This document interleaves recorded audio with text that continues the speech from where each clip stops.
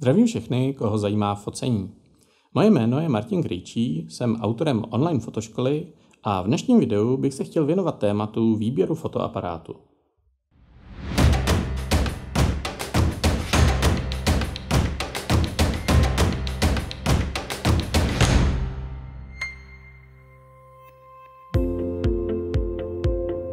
Hned na okraj chci upozornit na dvě věci. Za prvé, toto video je určené hlavně pro ty z vás, kteří s focením začínají, nebo pro ty, kteří si pořizují svůj první pořádný fotoaparát. To znamená, nesnažím se zde dávat rady někomu, kdo si kupuje už několikátý přístroj, protože mám za to, že takový člověk už velmi dobře ví, co chce a proč. A za druhé, nebudu zde dávat konkrétní doporučení ve smyslu konkrétních značek či modelů. To totiž vlastně ani dost dobře nejde. Výběr fotoaparátu je vysoce individuální věc a každému vyhovuje něco trochu jiného.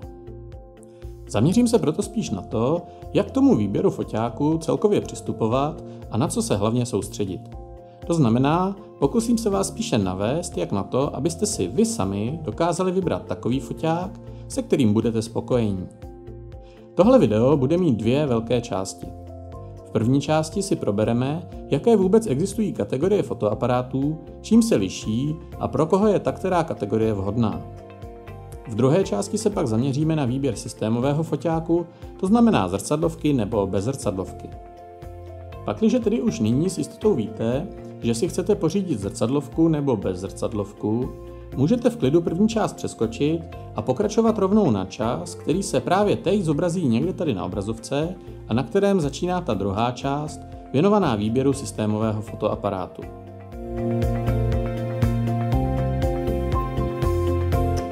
Budeme-li se bavit o fotoaparátech s alespoň trochu univerzálním využitím, pak na trhu najdeme v zásadě následující typy přístrojů. Fotomobily, levné kompakty, ultrazoomy, fotoaparáty typu bridge camera, pokročilé kompakty a konečně systémové fotoaparáty. Tyhle kategorie si všechny probereme. U každé z nich si řekneme, čím jsou fotoaparáty spadající do té které kategorie charakteristické, co nabízejí, jaké mají výhody a nevýhody a pro koho jsou vhodné. Kromě toho existuje ještě několik dalších kategorií, které se už ale poněkud vzdalují od toho, co si většina lidí představí, když se řekne fotoaparát. To znamená, jsou to sice zařízení schopná pořizovat statické snímky, avšak nejsou už to přístroje příliš vhodné na běžné focení.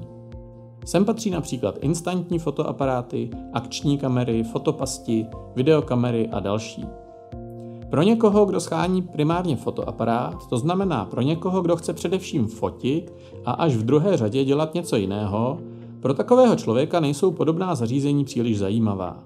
Těmto typům přístrojů se proto v tomto videu věnovat nebudeme.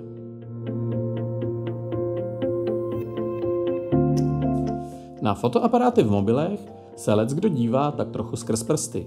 Nicméně v dnešní době už ta technologie u mobilů pokročila natolik, že high-end fotomobily je třeba brát naprosto vážně a chápat je jako seriózně použitelná zařízení.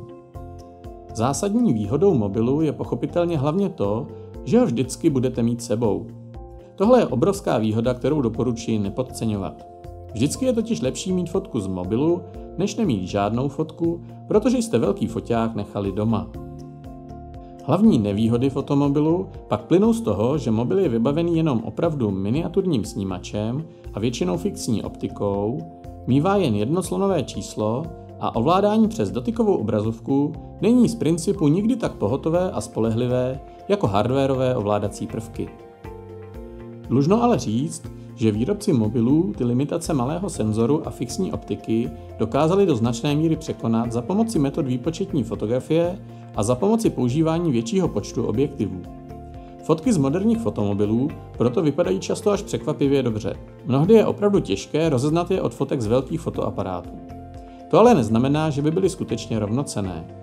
Mobily jsou totiž doopravdy dobře použitelné jen za určitých situací a jen k určitým účelům, to znamená nejsou zdaleka tak flexibilní a univerzální jako větší přístroje.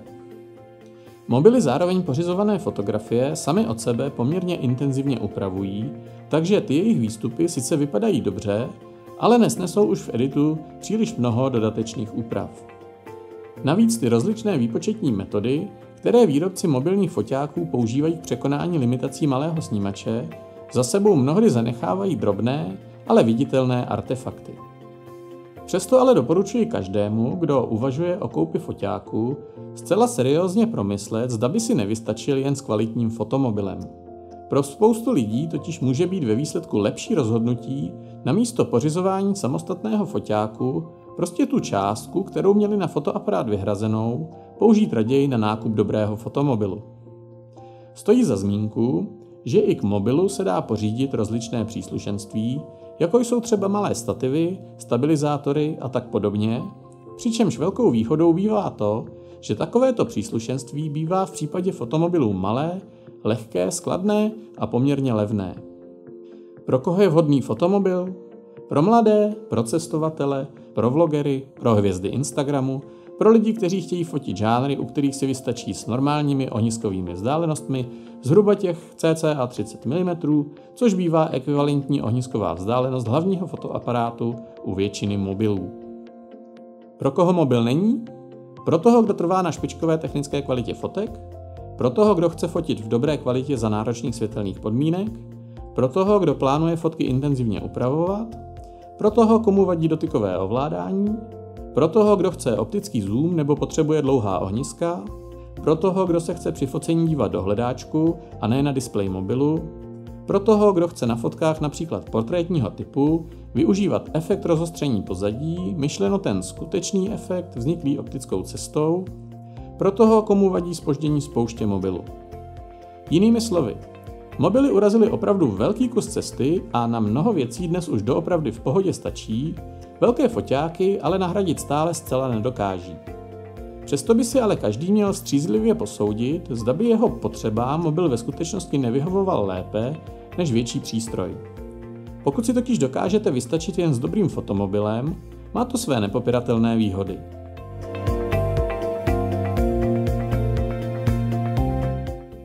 Levné kompakty jsou fotoaparáty malé velikosti s malým snímačem a s pevně zabudovaným, většinou zoomovým objektivem.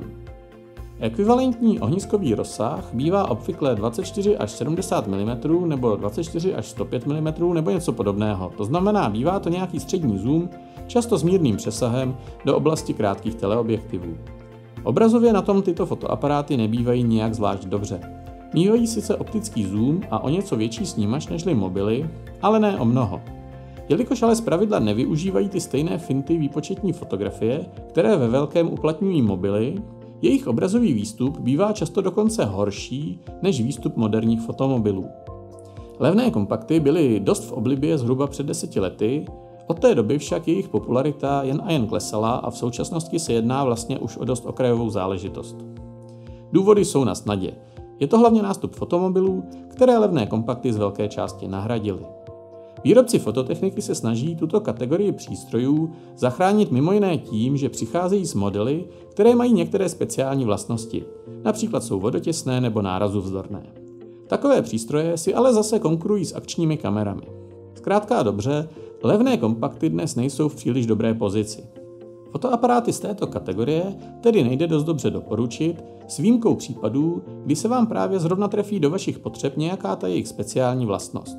Pro většinu lidí ale bývá výhodnější téhle kategorii se spíš vyhnout a buď to raději investovat do lepšího mobilu, nebo si už pak vybrat foťák z nějaké kvalitativně vyšší kategorie.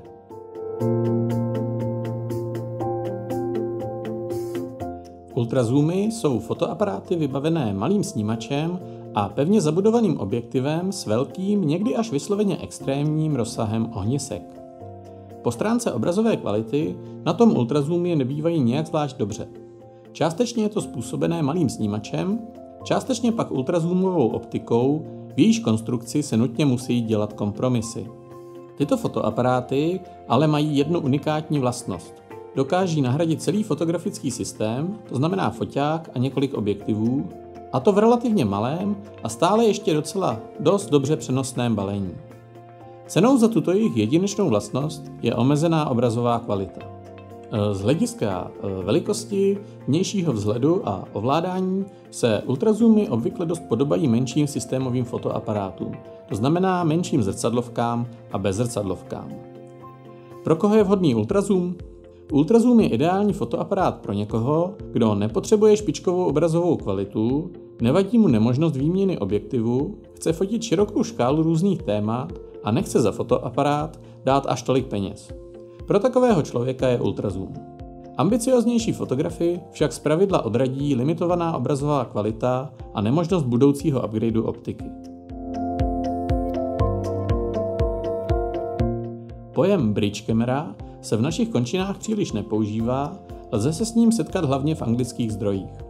Tato kategorie zahrnuje obecně všechny fotoaparáty, které stojí na pomezí mezi kompakty a systémovými fotoaparáty. Název bridge camera tak vlastně vychází z toho, že tyto přístroje jakoby přemostují tyto dvě tradiční kategorie fotoaparátů.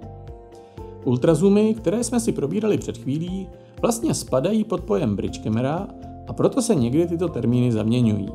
Existují ale i fotoaparáty typu bridge camera, které nemají ultrazoomový objektiv a tedy nelze je dost dobře považovat za ultrazoomy. Takové fotoaparáty mívají někdy i o něco větší snímač nežli typický ultrazoomový fotoaparát a jsou tedy schopné dosáhnout lepší obrazové kvality. Za větší snímač však vždy platí tím, že nemohou mít tak velký rozsah ekvivalentních ohnisek. Pro všechny fotoaparáty z této kategorie však platí, že mají taktéž pevně zabudovaný objektiv. Pro koho je takový fotoaparát vhodný?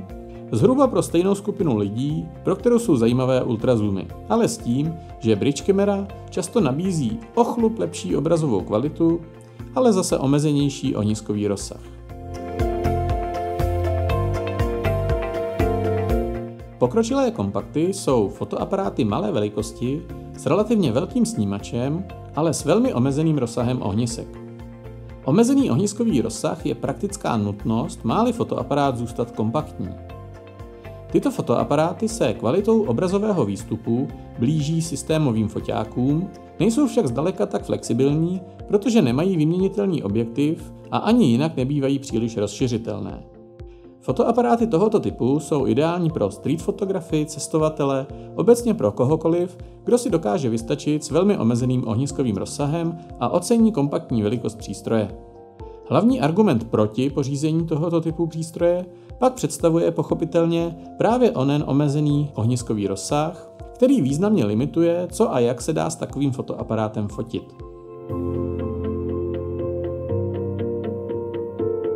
Poslední a z pohledu většiny fotografů nejzajímavější kategorii pak představují systémové fotoaparáty, to znamená fotoaparáty s vyměnitelnými objektivy. Systémové fotoaparáty dělíme na zrcadlovky a bezzrcadlovky podle toho, jestli používají optický hledáček a zrcadlo nebo elektronický hledáček. Možnost výměny objektivu představuje naprosto zásadní výhodu, protože umožňuje přizpůsobit fotoaparát konkrétní fotoakci. Jdete fotit letadla? Nasaďte velký teleobjektiv. Jdete fotit architekturu? Tak to se bude hodit spíš širokáč. Jdete se večer jen tak projít s foťákem po městě? Tak to by se hodila třeba pevná světelná 50. Z fotoaparátu se tak vlastně stává modulární systém, který lze adaptovat vždy pro konkrétní účel, pro konkrétní situaci. Je tedy zřejmé, že systémový fotoaparát, ať už zrcadlovka nebo bezzrcadlovka, představuje nejkomplexnější, nejflexibilnější řešení. Není to však řešení pro každého. Někteří lidé zkrátka nechtějí vyměňovat objektivy, nebo chtějí fotoaparát malé velikosti, anebo požadují nízkou cenu. Takovým lidem může v reálu více vyhovovat některý z dříve jmenovaných typů přístrojů. Jako první je tedy pochopitelně nutné ujasnit si, jaký typ foťáku chcete pořizovat. Toto rozhodnutí je naprosto zásadní.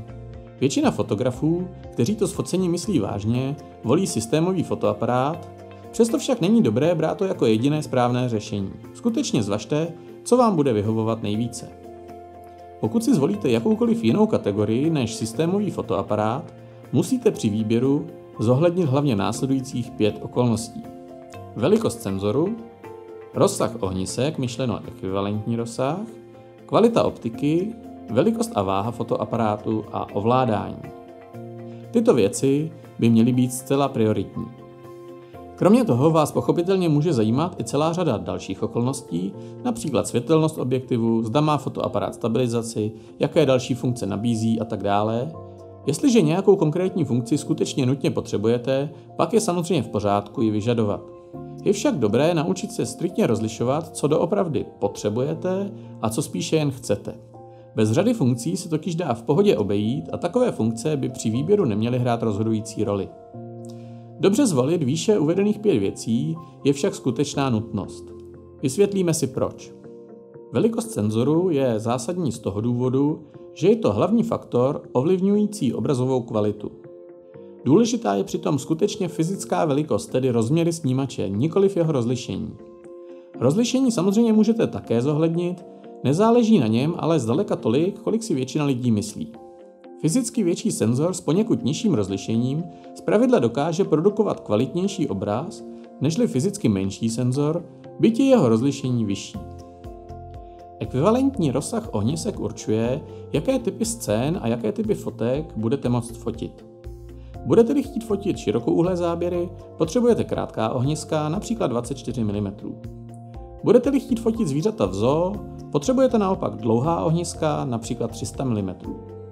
Na takovéto běžné focení pak nejvíce využijete střední rozsah ohnisek, to znamená rozsah zhruba 24 až 70 mm, případně s nějakým větším či menším přesahem do teleobjektivů, takže třeba 24 až 105 mm, 24 až 135 mm a tak podobně. Dejte ale pozor na to, že při výběru vás ve skutečnosti zajímají nikoliv skutečné ohniskové vzdálenosti, ale ohniskové vzdálenosti přepočtené neboli ekvivalentní. Ty jsou totiž porovnatelné napříč různými formáty senzoru. Kvalita optiky je zásadní hlavně z toho důvodu, že je jedním z hlavních faktorů, který určuje obrazovou kvalitu. Je totiž na nic mít skvělý velký snímač, pokud je před něj napevno přimontován nemoc kvalitní objektiv.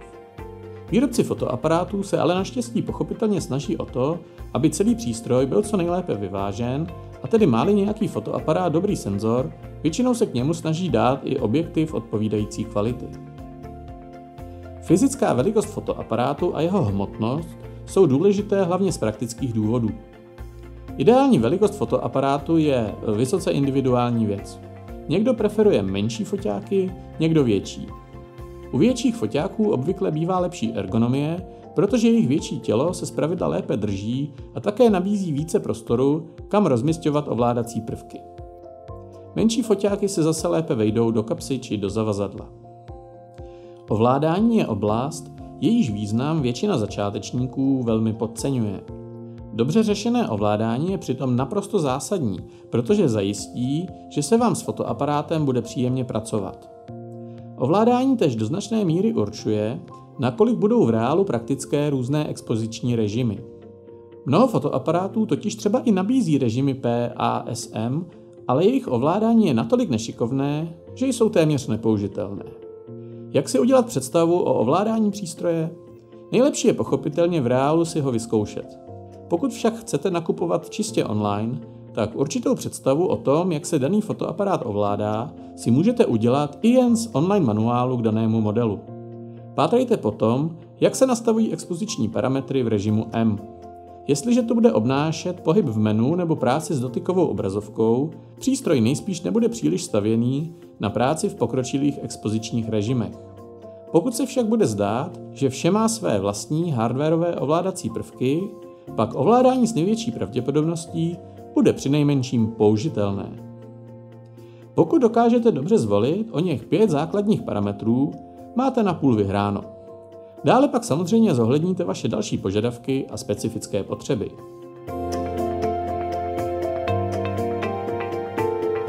Pakliže jste se definitivně rozhodli, že to, co chcete, je systémový fotoaparát, pak stojíte před poměrně složitou volbou. Nabídka systémových fotoaparátů je dnes totiž poměrně bohatá a ten výběr tak není úplně snadný. Navíc je třeba si uvědomit jednu věc, a totiž, že ve skutečnosti si nevybíráte jenom fotoaparát. Vybíráte si konkrétní fotografický systém. Pojem fotografický systém bychom si asi měli trochu víc přiblížit. Když si koupíte jakýkoliv systémový fotoaparát, tedy řekněme nějakou pěknou bezzrcadlovku, tato bezzrcadlovka bude používat určitý konkrétní typ spojení mezi fotoaparátem a objektivem. Tohle spojení se označuje jako tzv. Bajonet, v angličtině jako mount. Typ bajonetu je to, co určuje příslušnost fotoaparátů a objektivů k určitému konkrétnímu fotografickému systému.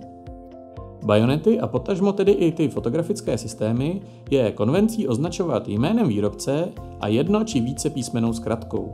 Takže konkrétně existují například systémy Canon EF, Canon RF, Nikon F, Nikon Z, Sony E a tak dále.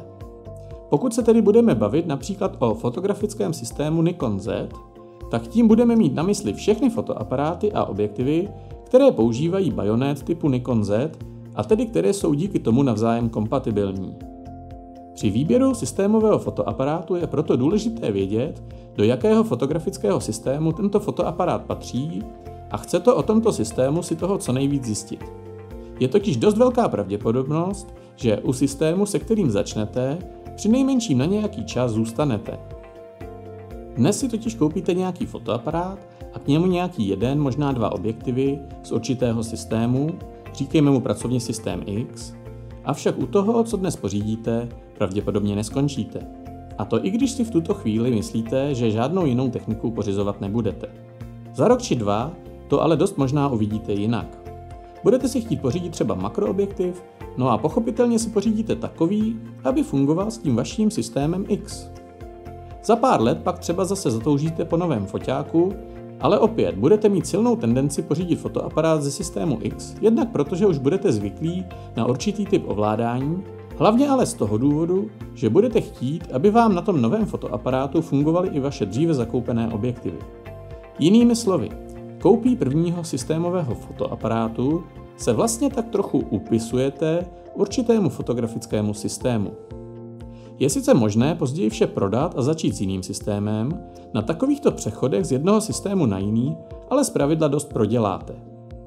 Ideálně to tedy chce dívat se na celou věc už nyní tak, že vybíráte nikoli fotoaparát, ale vlastně celý fotografický systém a v rámci něj, že si následně vybíráte váš první foťák. Tedy chce to zajímat se nejenom o konkrétní přístroj a jeho parametry, možnosti a funkce, ale také třeba o to, jaké existují kompatibilní objektivy, kolik stojí, jaké další fotoaparáty do daného systému patří a čím se liší od toho modelu, který zvažujete, jak perspektivní daný systém je, kde se dá včera servisovat a jaké jsou zkušenosti se servisem a tak dále. Tohle jsou věci, které většina začátečníků vůbec neřeší, přitom jsou to ale z dlouhodobého hlediska okolnosti dost zásadní. Ještě předtím, než se pustíte do výběru konkrétního systému, je ale dobré ujasnit si dvě věci.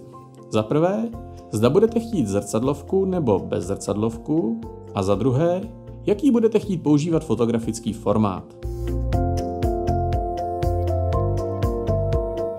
Zrcadlovky jsou fotoaparáty tradiční konstrukce, které používají optický hledáček, pomocí kterého se fotograf dívá na fotografovanou scénu, a to přímo skrz nasazený objektiv. Aby toto bylo možné, je nutné před snímač fotoaparátu umístit zrcadlo, které odráží obraz fotografované scény do optického hledáčku. V okamžiku, kdy se má pořídit snímek, se toto zrcadlo sklopí a obraz scény dopadne na snímač, kde se zachytí. Bez zrcadlovky z konstrukce přístroje vypouštějí zrcadlo. Obraz scény se tak trvale promítá na snímač. Absence zrcadla však současně znemožňuje dívat se na scénu skrz objektiv optickou cestou. Bez zrcadlovky to řeší tak, že mají uvnitř fotoaparátu schovaný další displej, na kterém se přehrává živý náhled scény, což se označuje jako elektronický hledáček. Oba typy konstrukce, to znamená zrcadlovky i bezzrcadlovky, mají své výhody a nevýhody. Špičkové obrázky si dají pořídit s oběma typy přístrojů, bezzrcadlovky jsou ale o poznání přístupnější začátečníkům, je s nimi totiž ve většině případů snazší dobrat se precizního zaostření a expozice. Trend vývoje je navíc dnes už zcela jednoznačný. Všichni velcí výrobci sázejí už především na nové, bezzrcadlové systémy a většina dalšího vývoje a investic směřuje právě do nich. Pro někoho, kdo chce začít úplně od nuly budovat nový fotografický systém, je tak dnes již jednoznačně lepší volba zvolit některý z těchto nových bezzrcadlových systémů. Zvolit si zrcadlovku není vysloveně chybou, ale je třeba chápat, že je to svým způsobem investice do starého, odcházejícího systému. Zrcadlovka dává dnes smysl spíše pro někoho, kdo už má doma spousty zrcadlovkových objektivů, nebo pro někoho, kdo chce využívat široké nabídky starších objektivů. Zrcadlovkové systémy totiž mají dlouhou historii a existují pro ně bez nadsázky stovky, ne-li tisíce různých kompatibilních objektivů, se kterými se čile obchoduje na bazarovém trhu. Stojí za zmínku, že zrcadlový a bezzrcadlový systém jsou vždy dva oddělené fotografické systémy, a to i pokud se bavíme o systémech téhož výrobce. Bezzrcadlovky totiž mají mělčí komoru, tedy kratší vzdálenost mezi rovinou snímače a rovinou bajonetu. Platí přitom, že zrcadlovkové objektivy se dají používat i na bezzrcadlových systémech za použití vhodných adaptérů, naopak to ale možné není. To je další důvod, proč preferovat spíše bezzrcadlovku.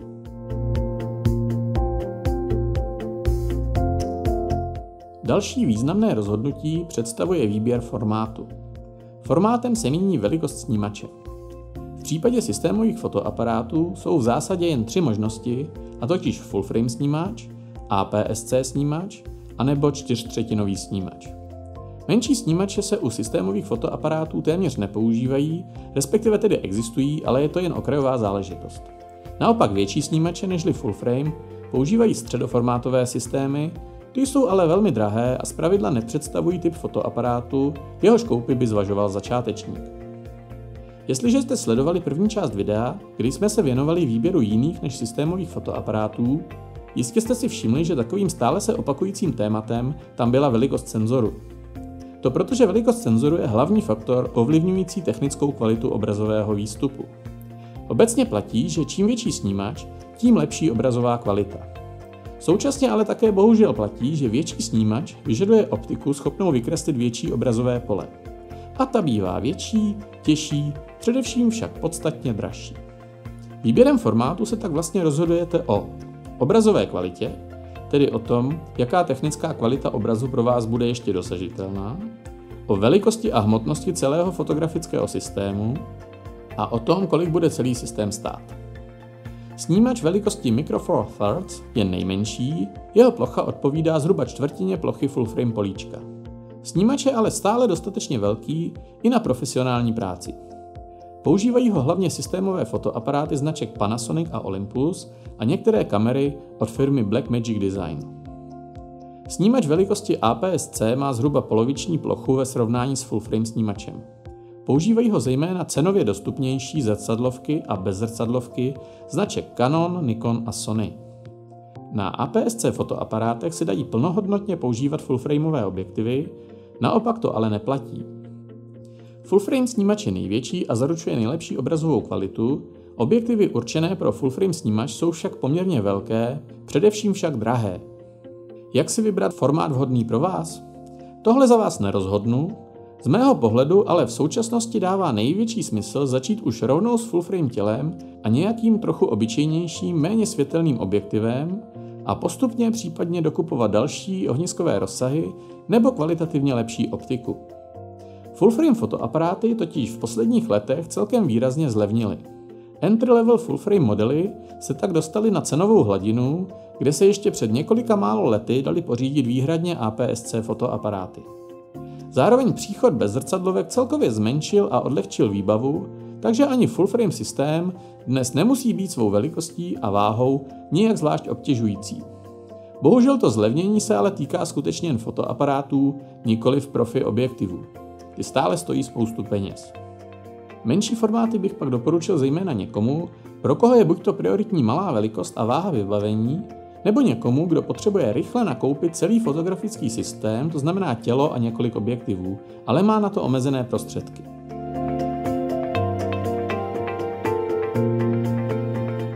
V momentě, kdy si stanovíte, zda chcete zrcadlovku nebo bezzrcadlovku a kdy si určíte formát senzoru, to znamená zda chcete Micro Four Thirds, APS-C nebo full frame, omezíte svůj výběr jen na několik málo fotografických systémů. V každém tomto systému pak najdete obvykle už jen několik aktuálních modelů, které budou typicky cenově celkem výrazně odstupňované.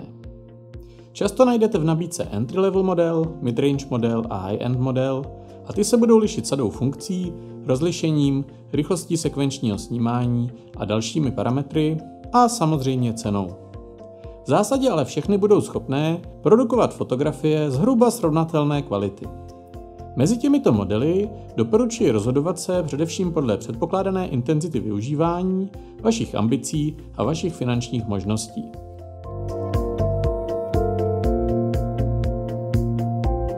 K vašemu prvnímu systémovému foťáku si pochopitelně budete chtít koupit alespoň jeden objektiv. Takovou klasikou do začátku bývá méně světelný střední zoom, to znamená objektiv ekvivalentního rozsahu zhruba 24 až 70 mm a se světelností kolem f4. Poměrně oblíbené jsou také střední zoomy s prodlouženým rozsahem na dlouhém konci, tedy objektivy o rozsahu například 24 až 105 mm nebo 24 až 140 mm a tak podobně.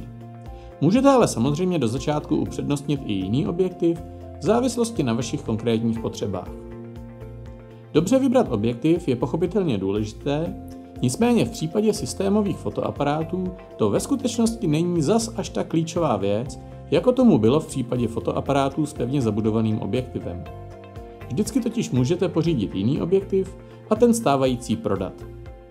Tedy i pokud si náhodou do začátku zvolíte objektiv, se kterým nebudete úplně spokojení, vlastně se tak moc neděje.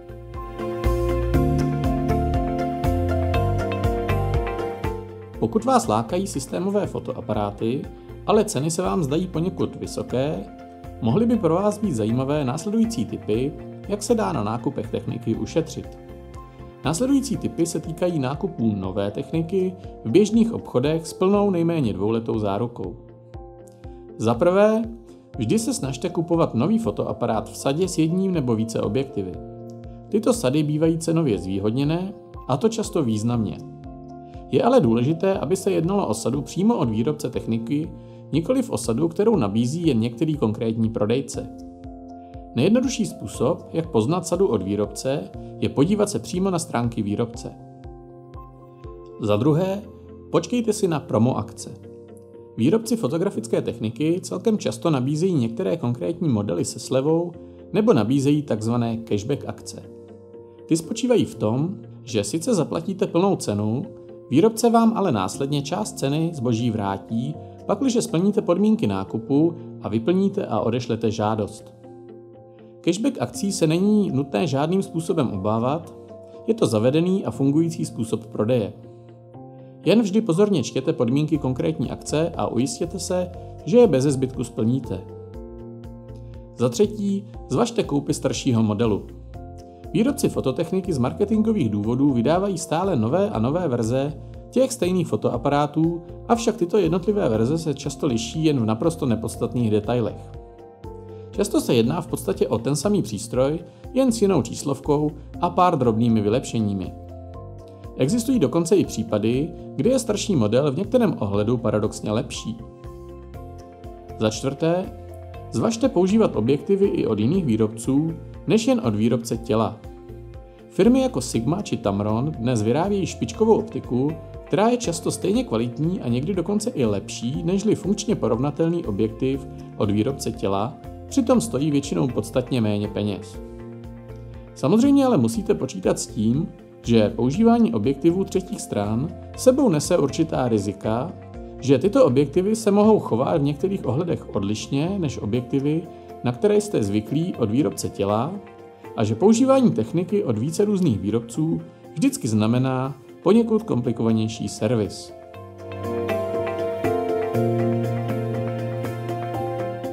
Na závěr si pojďme stručně zopakovat to nejdůležitější.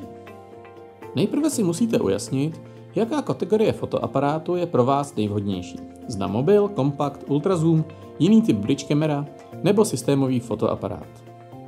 Pakliže si vyberete jakýkoliv jiný typ fotoaparátu, nežli systémový fotoaparát, to znamená pakliže si vyberete fotoaparát, který nemá vyměnitelný objektiv, pak je třeba zohlednit hlavně velikost snímače, ohniskový rozsah objektivu, kvalitu optiky a ovládání. Pakliže se rozhodnete pro systémový fotoaparát, je třeba především dívat se na celou věc tak, že si vybíráte nikoliv jen foťák, ale celý fotografický systém, do kterého vstupujete. Dalším krokem je rozmyslet si, zda budete chtít zrcadlovku nebo bezzrcadlovku. Následně je třeba zvolit si formát senzoru, tedy zda budete chtít fotoaparát s full frame, APS-C nebo Micro Four Thirds snímačem. Tímto ten výběr zpravidla omezíte jen na několik málo fotografických systémů. O těchto systémech si následně zjistíte co nejvíc informací. Jaké jsou jejich silné a slabé stránky, jaké jsou k dispozici objektivy, kolik stojí, jak je to s možností adaptovat objektivy z jiných systémů a tak dále. A vyberte si takový systém, který vás nejvíce osloví.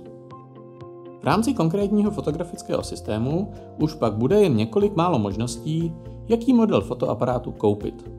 Tyto možnosti navíc budou zpravidla cenově dost výrazně odstupňované, takže se můžete rozhodovat jednoduše podle vašich finančních možností.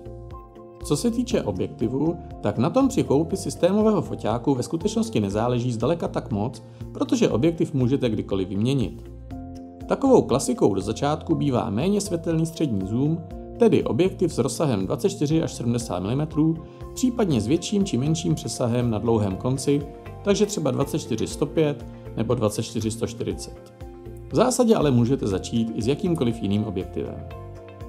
Tak a to by bylo k výběru fotoaparátu všechno. Sice jsem vám nedoporučil žádnou konkrétní techniku, snad jsem vás ale maličko popostrčil tím správným směrem a pomohl vám v problematice se zorientovat. Přeji šťastnou ruku při výběru a budu se těšit zase u příštího videa.